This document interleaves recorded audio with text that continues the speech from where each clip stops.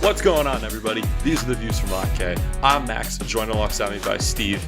And Steve, before I ask how you're doing, I actually have a little fun factoid for you today. Do you know what milestone we just passed yesterday? What milestone was that? 300 episode downloads across our first 19 episodes. Oh, shoot! Yeah, it came completely out of nowhere. I mean, 100 kind of came up pretty fast and 200, but still, nice little core group of listeners we got here and passing 300. Feels really nice to get past that. So honestly, as bad as it is, I don't get a chance to listen that often. I just kind of I listen every once in a while, make sure, we sound good, and then I'm like, okay, trust the rest of it. But I also, just because of my schedule, sometimes I just don't get to listen to it for a couple days.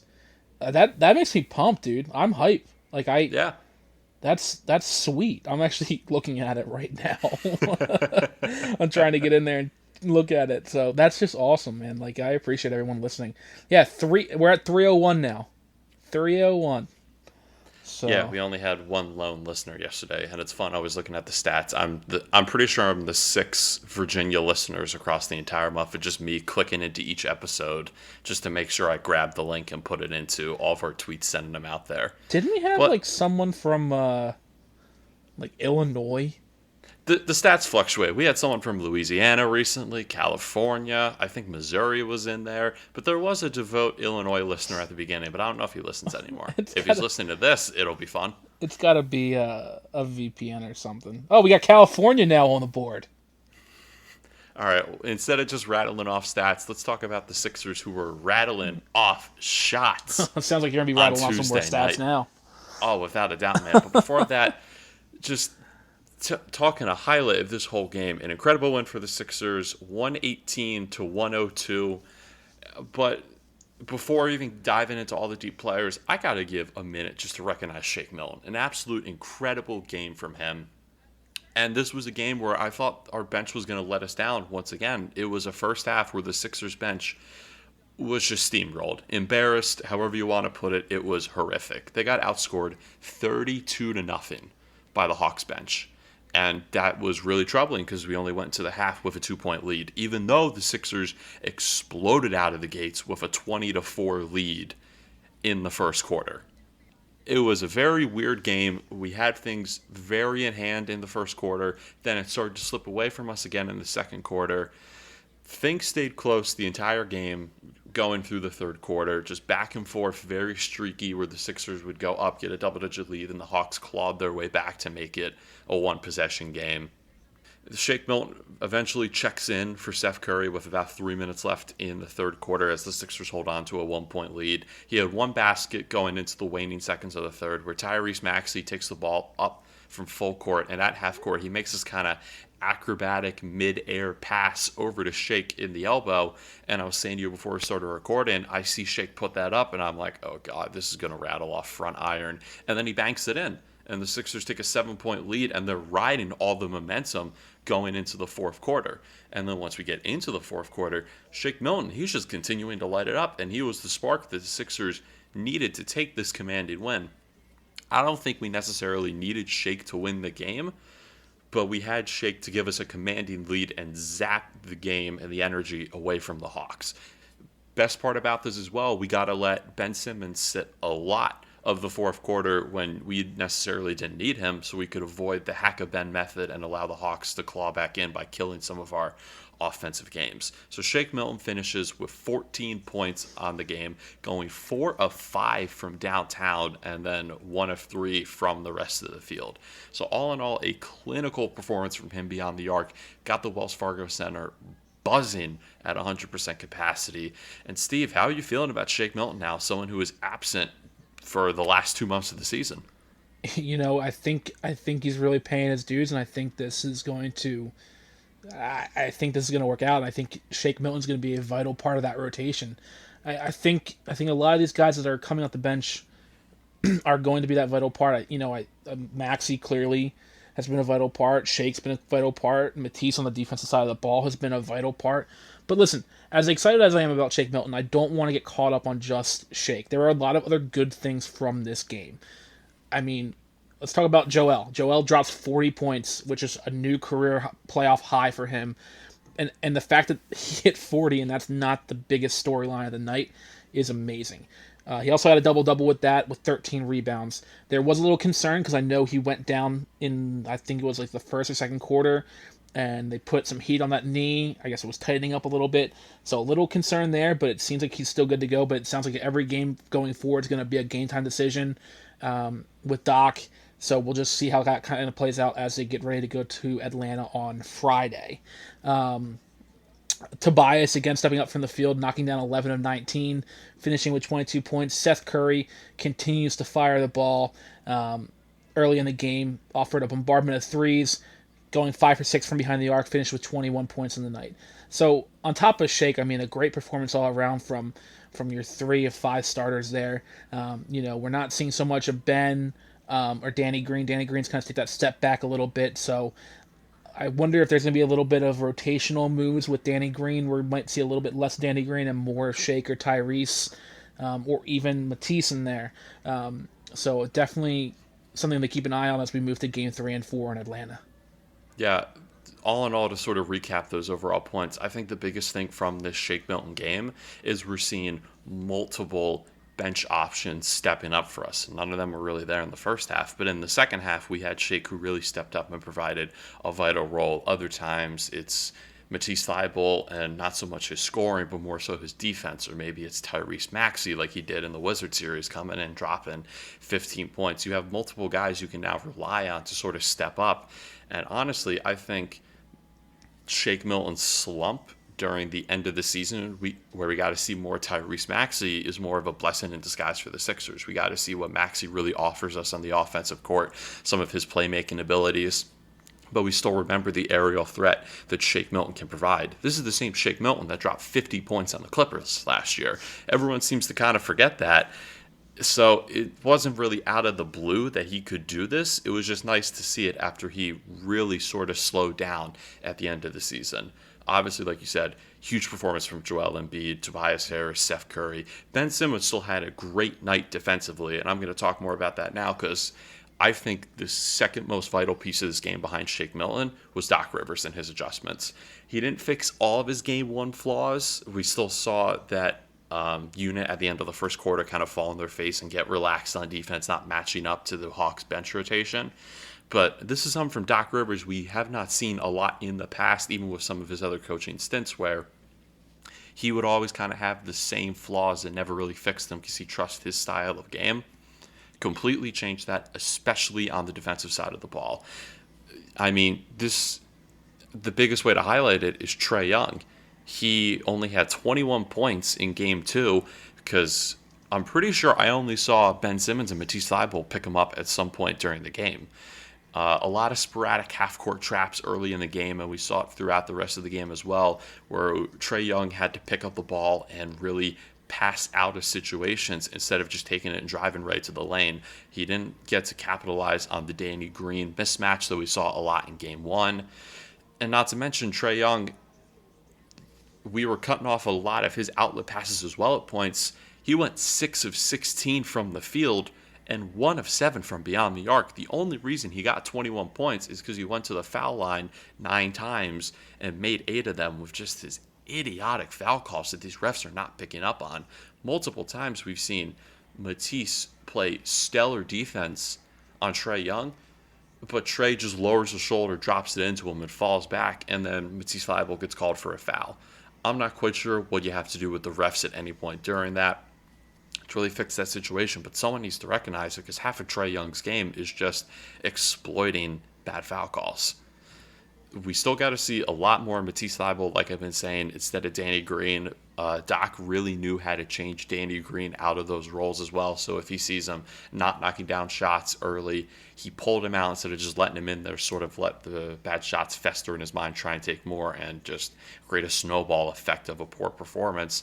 We got a lot more fresh rotations. We didn't see it as much in the second quarter, but in the first, third, and fourth, very good rotations and lines from the Sixers. Yeah, I absolutely. I think they had some great things, and again, Doc Rivers really did improve on a lot of things from Game 1, but however, we still saw some flaws in the way he approached this game, especially when it came to bench players of Atlanta in the terms of Kevin Herter and Gallinari. I mean, they're going to be pains, and they're going to be a real thorn in the side. I mean, the bench, those two combined for 41 points on 16 to 25 shooting.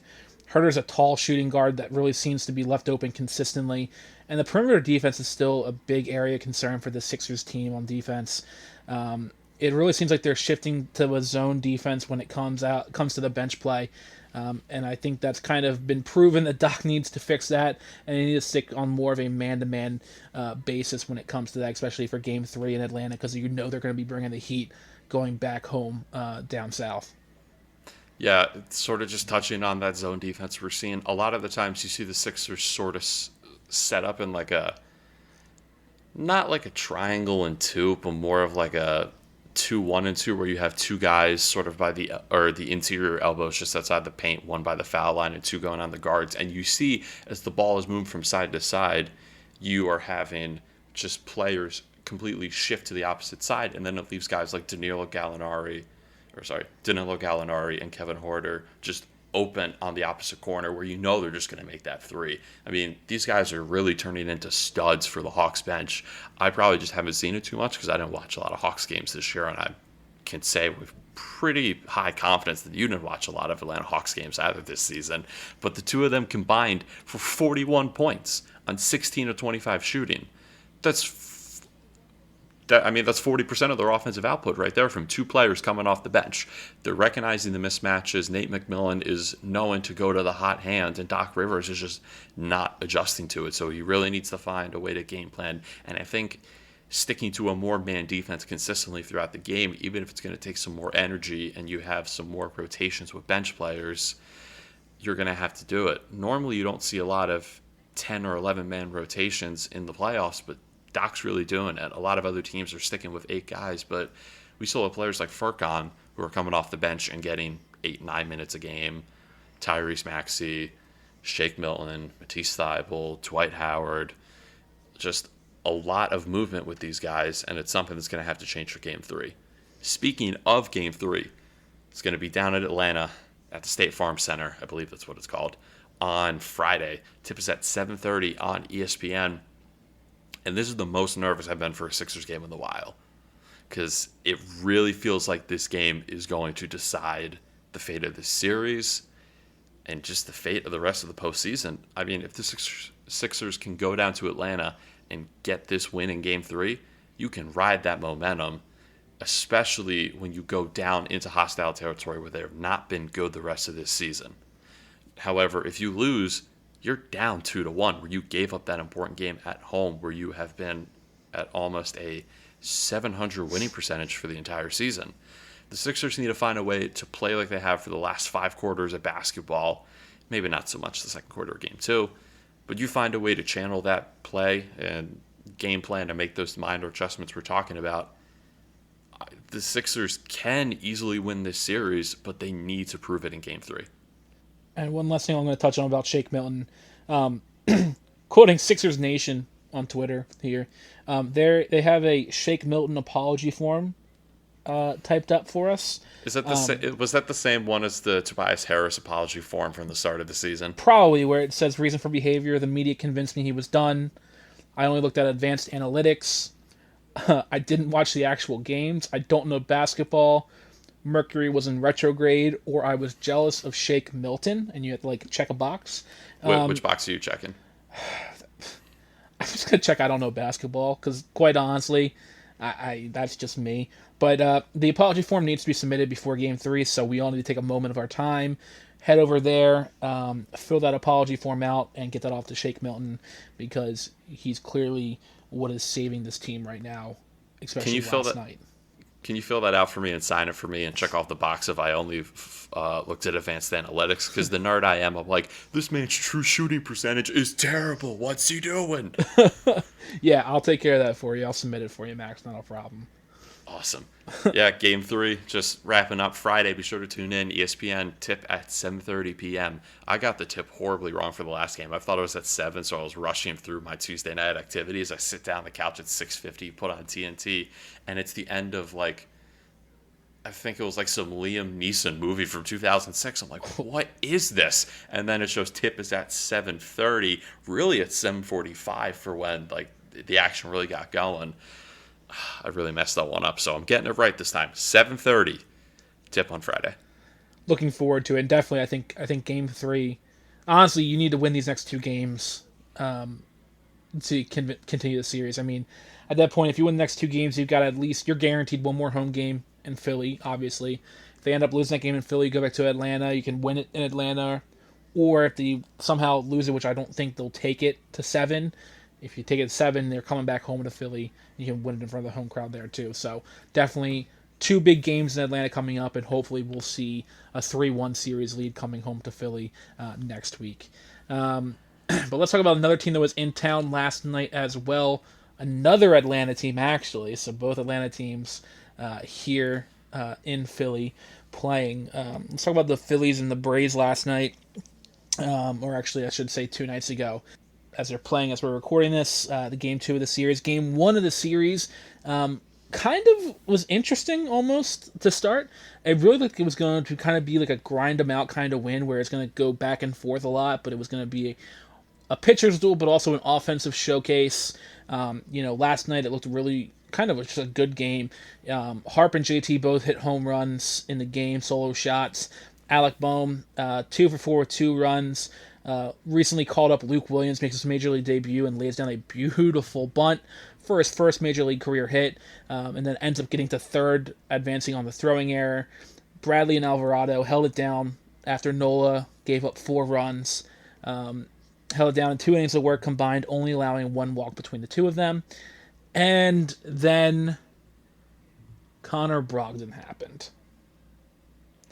Did you catch any of this at all, Max? Did you see any of this last night? To be honest, I was watching the more important Philadelphia Atlanta game. Oh no, this was. Yeah, it was going on at the same time. It was going at the same time, but they were weather delayed a little bit, so it got a little bit. I think they had a 7:45 first pitch, so I guess probably the same time then. Connor Brogdon started the inning off okay. He got an out, gave up a solo shot to I think Ozuna. And that was the solo shot that tied the game, right? Because it was 5-4. Yes, it was 5-4 going into that inning, Yeah. so that was a solo shot that tied the game. And then he gave up another hit, another walk, and that was his. He got to the limit, and Girardi made what I think was the right call to pull him and bring someone else in. Except they brought in Sam Coonrod, and so Sam Coonrod then happened, and gave up all the inherited runners, and then 2 more of his own. So safe to say they lost 9-5 last night. Yeah, safe after to say. giving up 5 runs in the 8th inning. Here we are again. I feel like it's the same story every time we talk about the Phillies. It's the bullpen. And I've narrowed it down to 2 individuals, and it's Connor Brogdon and Sam Coonrod. And sometimes you throw David Hale in there a little bit, Matt Moore, but these are the 2 guys that we have seen the most this season, at least that I can remember, that have given up runs in a game. And it's been these 2, and Brogdon and Coonrod. And it kind of brings up the question, and I kind of want to hear what you think about it. Why have these 2 been safe in the major leagues all season long? Like, they have not moved.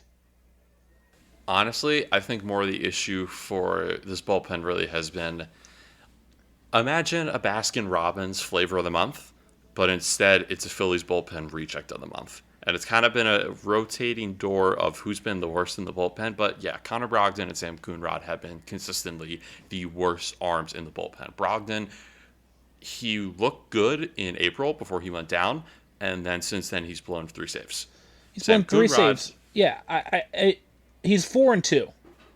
So at least one of the blown saves didn't lead to a loss. But he looks still awful. he cost us 2 games, and all the more recent, it seems like pitchers now, as he's made the transition over to the National League, they're really sort of finding him out. Not to mention Sam Coonrod, it's like the batters are batting with an oar or a metal bat. They're just getting on it, and the ball is constantly flying, getting runners in, seeing the ball leave the yard. They're just not good. But then again, who are you going to put in over them? We can't keep going to Hector Neris and Jose Alvarado. It just, yeah, I mean, I know we've seen some guys more recently. We saw Christopher Sanchez, who was up for a little bit. He just got, I think, retrograded back to AAA Yeah, with he some got sent roster back down. moves. Yeah. He needs to come back up. We need to see him back in. He was someone, he's not a great pitcher, but he's not blowing the game. So for the Phillies, that's a great pitcher. And then another name you have here, Enyel De Los Santos. That was a name I saw a lot last year. I haven't seen him too much this year. Can you give a little just bit of an update on where he's been so far and why he's not up? He's been in AAA, and I don't know really why. I know he struggled when they first called him up last year. I don't know if it's just buying him more time in AAA, or what. But this is a name that like has been a consistent name that I've been like, okay, like he's ready to go. Well, okay, well where is he? I feel like this team is so hesitant to actually give pitchers a chance, but yet they're giving these two guys a chance. Like they're not willing to make a move to bring up a guy from AAA. And I mean, there's, you know, Christopher Sanchez was a great example. He came in, he pitched 2 great innings on Sunday, and then you sent him back down on Monday. He's there to cover you when Neris can't be there, but then what happened? Now there was someone I don't know where it was. I think it was Phillies Nation that said it, but there was someone that was in Philadelphia but wasn't on the active roster but was ready to go if Neris wasn't ready, and it might have been De Los Santos, or it might have been what's his name? He's going tonight for the Iron Pigs, and I'm going to look it up now because I just saw them tweet out their starters. It might have been Adonis Medina, which is another name that, why, you know, I don't really understand what Dombrowski and Girardi are doing right now with those guys. They need to do something. They need to make a move. I mean, it's early enough in the season where they can still salvage a decent season. I know we weren't, well, at least you weren't expecting so much. I was expecting probably a whole lot more out of them than you, but you're at a point in the season where you're still in early June. We're 10 days into June. You can still make a move and be okay and make a run, even at the division, maybe even or at a wild card, maybe even the division with how bad the NL East is. Don't be afraid to make the move. Dave Dombrowski, if you're listening, which I know you're not, but I'm just going to say it with the hope that you're listening to somebody, make a move. I'd rather you make a move and attempt than just play the call up and call and send down game. Like, make a trade. I won't be mad at you if you make a trade. I'll be mad at you if you don't do anything at this point, especially with that bullpen. I mean, the pitching has been just something that's lacked all season long with this team. I mean, Nola has not been the Nola that we've known at all. The only bright spot to the rotation has been Wheeler. Eflin's had his moments. Velasquez isn't blowing me away. Spencer Howard can only last 2 innings before Girardi's pulling him for a long reliever. And then you're bringing a long reliever like David Hale, who's hit or miss. Connor Brogdon, who's blown 3 saves. Sam Coonrod has got a 5.09 ERA. Like, Archie Bradley can't go more than an inning because of the way that he is. You don't want to bring Neris in every single day, but yet they're bringing him in down 3 runs in the 9th inning.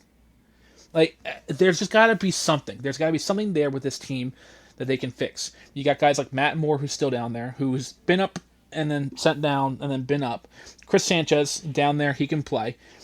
De Los Santos, I mean, Sir Anthony Dominguez could be on the mend coming back soon, and that's a guy who was on 60-day DL last year. He should be ready to come back soonish. You could probably maybe see him come up. That's a guy with a good velocity, into the bullpen, and I've seen a lot of Sir Anthony Dominguez. They just got to do something. I mean, this bullpen is just abysmal, and we have better players. Like, I know this team is better than what they're producing.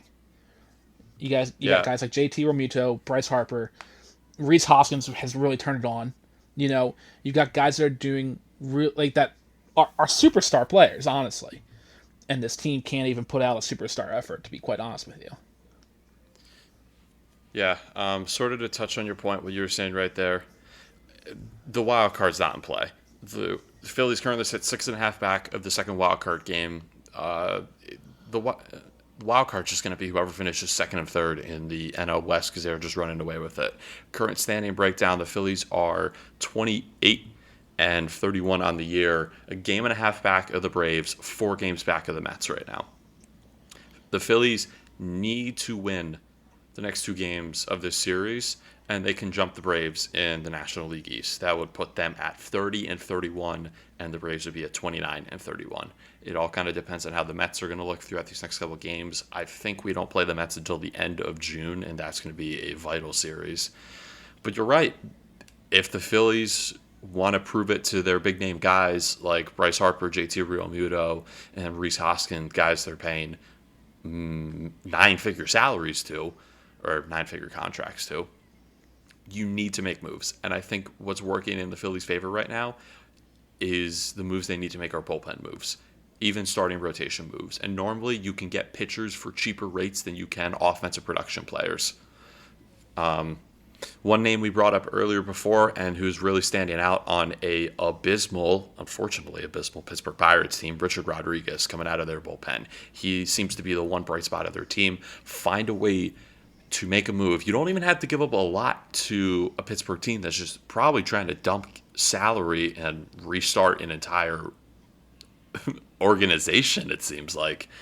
Find a way to get another big arm in who maybe can come in, someone with a little more experience, who can provide some insight to guys like Aaron Nolan when they have an off game. They can talk in the dugout, hey, some things are looking right here. Here's something that really helps me or that's really helped me to sort of pick up my game. I don't know an example of that. I've been quickly scouring the internet, just trying to find some starters that can move throughout the season. But Richard Rodriguez was one guy from earlier in the year that stood out. The Phillies can try and pick up at the deadline, or honestly make a move in these next 2 weeks. Do something to show that this team has a pulse and they're not just, riding a wave of mediocrity and they're coasting on a flat line. Everything is there for the Phillies. The offense is there, but the pitching and the bullpen is blowing it for them. And it seems like easy pieces to get, but they're just not getting them. On the current 40-man roster in Lehigh Valley, pitchers that can be brought up at any moment: Aniel De Los Santos, Bailey Falter, Damon Jones, Bradley Lale, Mauricio Lovera, Adonis Medina, Matt Moore, who's on a rehab assignment, and Chris Sanchez. It's at the point where you need to start taking shots. Take a chance, take a risk. It's not going to hurt you either way, unless they're using a contract option. You got to do something.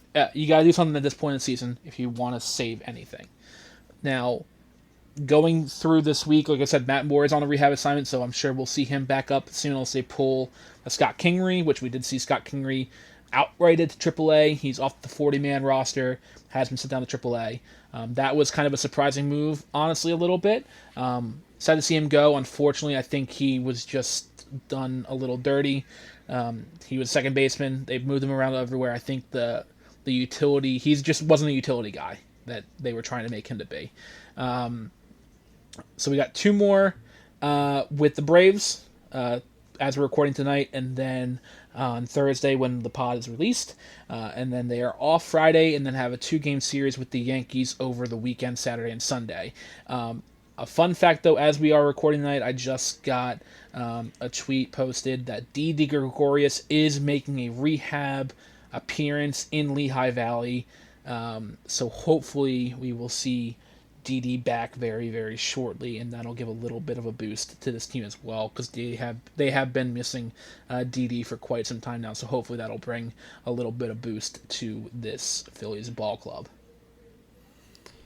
Yeah, a little boost. The Phillies are going to need a big boost and in a big way. I don't know at what point the Phillies get hot or what they get cold, but they're just riding this sort of ping-pong win-loss, win-loss, win-loss, and there's just no real balance or consistency with this team. We're going to have to see something over the next couple games. Hopefully see management make some moves over the next couple weeks. But if we want to talk about consistency, we've been doing better at Bets of the Week so far. Even you a little bit. I got to give you credit. You're picking it up there. I'm riding a hot streak right now. Yeah, you're still riding a hot streak, but hey, listen, every day just get closer to that positive mark. Yeah. Hey, take us through it. All right, well, I'm 6-14, only down $1.02 right now. So I'm going with a little college baseball action. We got the College World Series going on. I wanted to go Women's College World Series with softball because I'm currently watching the Oklahoma-Florida State National Championship Series. Florida State winning 7-2 in the top of the sixth right now in Game 1 of the series. But I couldn't find odds on that for Game 2. So I'm going with one that I could find odds on, and that is Dallas Baptist over Virginia to win the Super Regional. I think it was the Savannah Super Regional or the Columbia Super Regional, one of the two. They're minus 113 to win it. It was kind of a push between Virginia and them. So I just went with Dallas Baptist. So we'll see. We'll see what happens there. What are you? How are you faring? I'm going to go into my neck of the woods this week. Right now I'm sitting at 11-13, went 2-1 last week. That money just keeps climbing, and that 868 on the year, that is a season high for me right now, or I guess career high. I don't know if we're going to reset these at any point. But we're going to give some Euro 2020 action. Yes, I know it's 2021. Props to the Euro organization for just saying, you know what, we're not spending all this money to change all of our branding. We're still Euro 2020. I got England over Croatia on Saturday morning with a 9 a.m. kickoff time. Minus 160 there on the money line, and then going a bit of an underdog pick with sleeper Wales over Switzerland at plus 290. That's probably not going to hit, but I've always had a soft spot for Wales, so might as well put some behind it right now. I see. I always watch the international competitions like that. Like I'll watch the Olympics, I'll watch the Euros, I'll watch the World Cup. So I'll be tuning in on Sunday. Or by Sunday. No. You're tuning in Friday when this thing kicks off with Turkey and Italy first thing. Well, if you're not excited for the Euro starting in less than 2 days, get out of here. I never want to listen to your soccer talk again. I turn it on when I turn it on. Like I'm not like fully dedicated, but like I like watching international play. Like I get more in down in the tournaments than I do in actual league play, except for the MLS. That'll get down in the league play, but anything else, I'm just like, like international tournaments, I can figure those out. I can figure out group play. I can never figure out relegation and promotion and all that fancy. That's what makes it fun. Things. One day, I'm going to turn you into a Premier League fan. And our little friend group, I mean, we have supporters of Brighton, Newcastle, Villa. I mean, if you pick a Big Six club, I'm going to judge you. But well, hey, I mean, whatever gets you to watch the Premier League. Come on. When Leicester City went on their run, I followed them. Well, okay. Well, everyone followed Leicester City in 2016. Yeah, well, I did too. So, but I think that is all the time that we have for today, Maxwell. I think that is it. So I'll take us out. But really, guys, thank you so much for tuning into this podcast. We really do enjoy it a lot. Thanks for the 300 downloads, 301 last check. We really do enjoy it. So we hope you are tuning in. Send us your questions, feedback, viewsfromnotk@gmail.com. Head us up on Twitter @viewsfromnotk. We're trying to be a little bit more active on that. I've seen Max put some things up there. I put some things up there. So we're trying to be a little bit more active on Twitter. So we'll work on that. Sunday's a toss-up right now. I know there's a possibility I might not be around.